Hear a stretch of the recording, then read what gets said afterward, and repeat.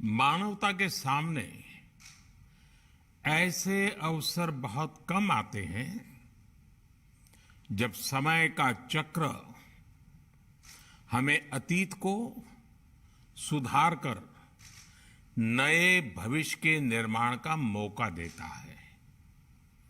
आज सौभाग्य से हमारे सामने एक ऐसा ही क्षण है। दशकों पहले जैव विविधता की सदियों पुरानी जो कड़ी टूट गई थी, विलुप्त हो गई थी, आज हमें उसे फिर से जोड़ने का मौका मिला है। आज भारत की धरती पर चीता लौट आए हैं और मैं ये भी कहूंगा कि इन चीतों के साथ ही भारत की प्रकृति प्रेमी चेतना भी पूरी शक्ति से जागृत हो उठी है। मैं इस ऐतिहासिक अवसर पर सभी देशवासियों को बहुत बहुत बधाई देता हूं। विशेष रूप से मैं हमारे मित्र देश नामीबिया और वहां की सरकार का भी धन्यवाद करता हूं, जिनके सहयोग से दशकों बाद चीते भारत की धरती पर वापस लौटे हैं। मुझे विश्वास है ये चीते न केवल प्रकृति के प्रति हमारी जिम्मेदारियों का बोध कराएंगे, बल्कि हमारे मानवीय मूल्यों और परंपराओं से भी अवगत कराएंगे। साथियों, जब हम अपनी जड़ों से दूर होते हैं तो बहुत कुछ खो बैठते हैं। इसलिए ही आजादी के इस अमृत काल में हमने अपनी विरासत पर गर्व और गुलामी की मानसिकता से मुक्ति जैसे पंच प्राणों के महत्व को दोहराया है। पिछली सदियों में हमने वो समय भी देखा है जब प्रकृति के दोहन को शक्ति प्रदर्शन और आधुनिकता का प्रतीक मान लिया गया था। 1947 में जब देश में केवल आखिरी 3 चीते बचे थे तो उनका भी साल के जंगलों में निष्ठुरता और गैर जिम्मेदारी से शिकार कर लिया गया। ये दुर्भाग्य रहा कि हमने 1952 में चीतों को देश से विलुप्त तो घोषित कर दिया, लेकिन उनके पुनर्वास के लिए दशकों तक कोई सार्थक प्रयास नहीं हुआ। आज आजादी के अमृत काल में अब देश नई ऊर्जा के साथ चीतों के पुनर्वास के लिए जुट गया है। अमृत में तो वो सामर्थ्य होता है जो मृत को भी पुनर्जीवित कर देता है। मुझे खुशी है कि आजादी के अमृत काल में कर्तव्य और विश्वास का ये अमृत हमारी विरासत को, हमारी धरोहरों को और अब चीतों को भी भारत की धरती पर पुनर्जीवित कर रहा है। इसके पीछे हमारी वर्षों की मेहनत है। एक ऐसा कार्य राजनीतिक दृष्टि से जिसे कोई महत्व नहीं देता, उसके पीछे भी हमने भरपूर ऊर्जा लगाई। इसके पीछे एक विस्तृत चीता एक्शन प्लान तैयार किया गया। हमारे वैज्ञानिकों ने लंबी रिसर्च की, साउथ अफ्रीकन और नामीबियाई एक्सपर्ट के साथ मिलकर काम किया। हमारी टीम्स वहां गई, वहां के एक्सपर्ट भी भारत आए। पूरे देश में चीतों के लिए सबसे उपयुक्त क्षेत्र के लिए वैज्ञानिक सर्वे किए गए और तब कूनो नेशनल पार्क को इस शुरुआत के लिए चुना गया।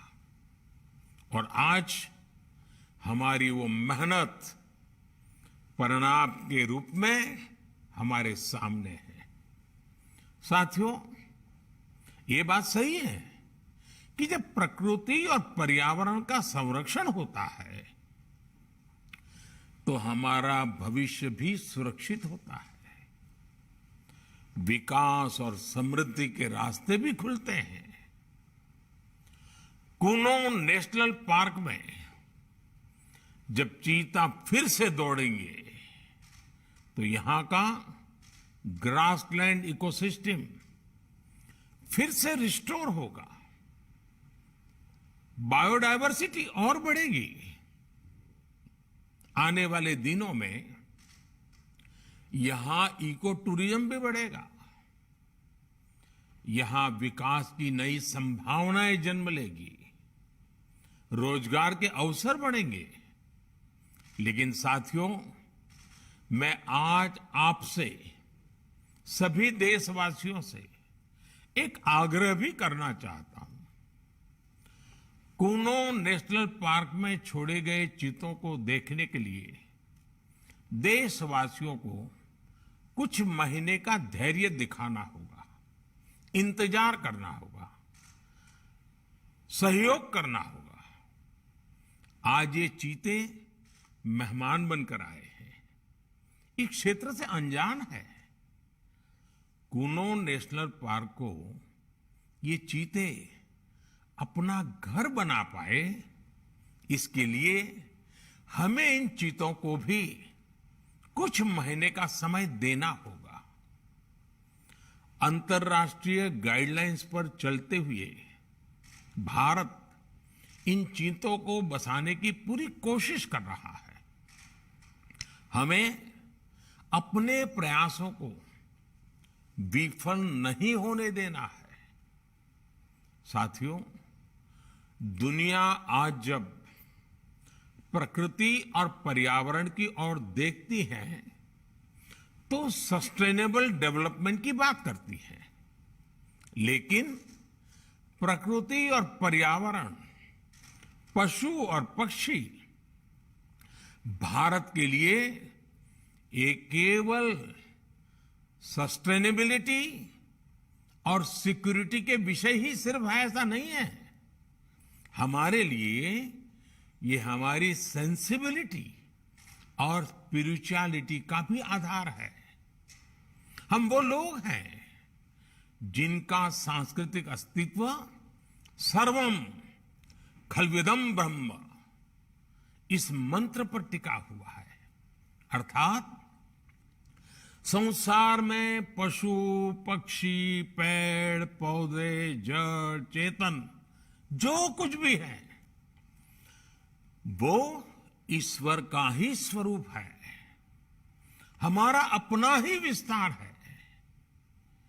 हम वो लोग हैं जो कहते हैं परम परोपकारार्थम यो जीवति सह जीवति, अर्थात खुद के फायदे को ध्यान में रख करके जीना वास्तविक जीवन नहीं है। वास्तविक जीवन वो जीता है जो परोपकार के लिए जीता है। इसलिए हम जब खुद भोजन करते हैं उसके पहले पशु पक्षियों के लिए अन्न निकालते हैं।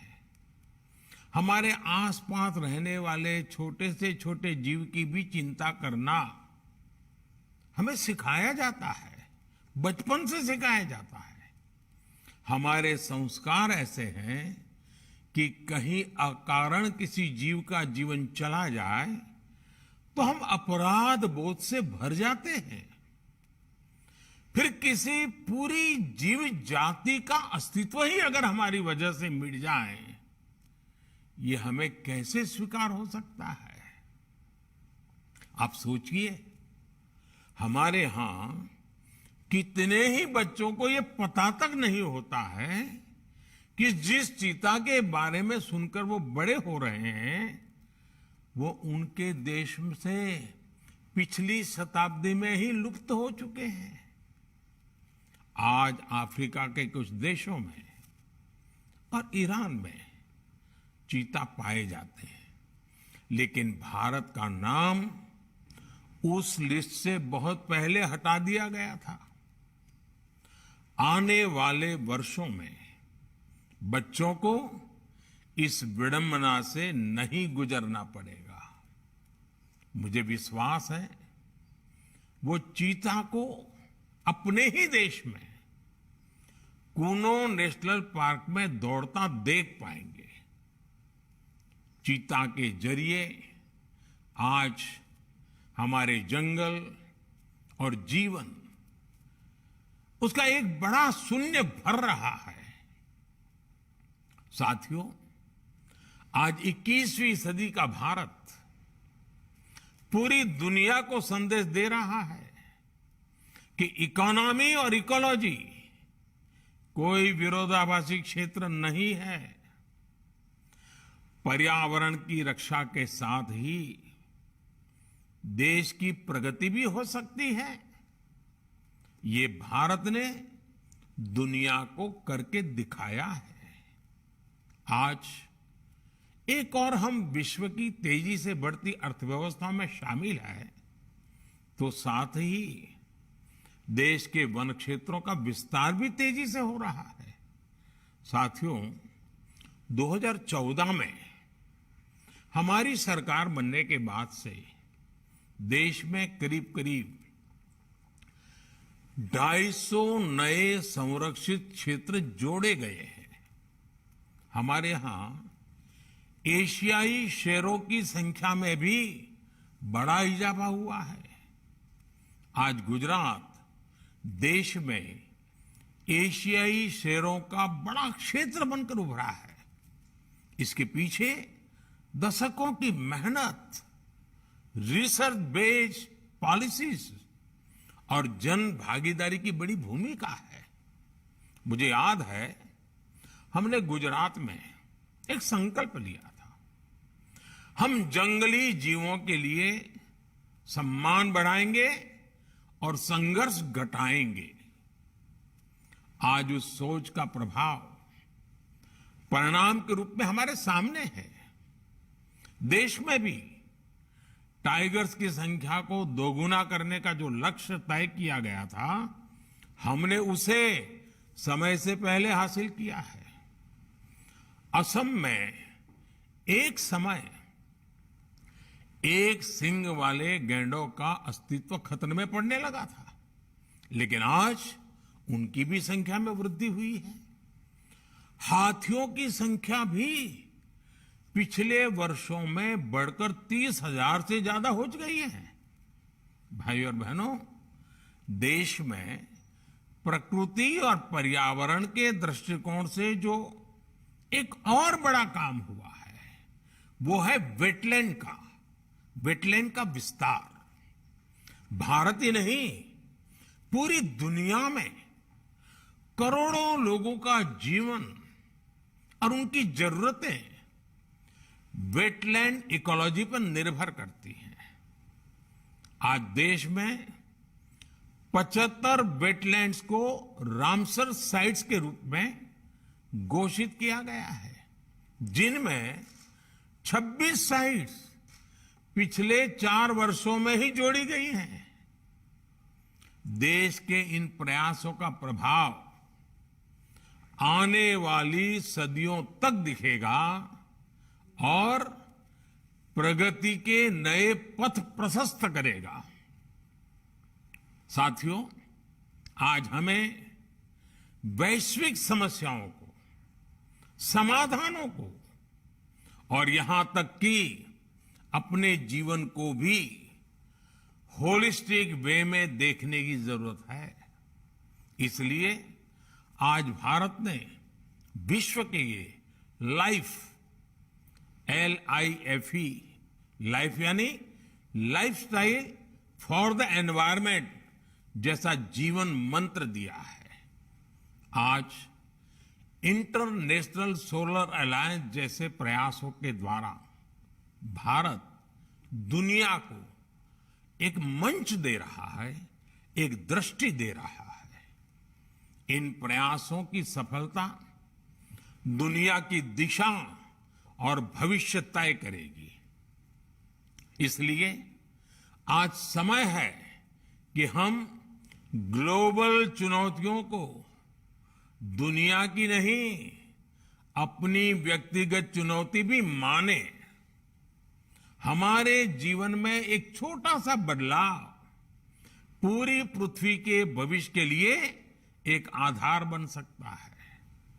मुझे विश्वास है भारत के प्रयास और परंपराएं इस दिशा में पूरी मानवता का पथ प्रदर्शन करेगी, बेहतर विश्व के सपने को ताकत देगी। इसी विश्वास के साथ आप सभी को इस मूल्यवान समय पर, ऐतिहासिक समय पर बहुत बहुत धन्यवाद देता हूं, बहुत बहुत बधाई देता हूं।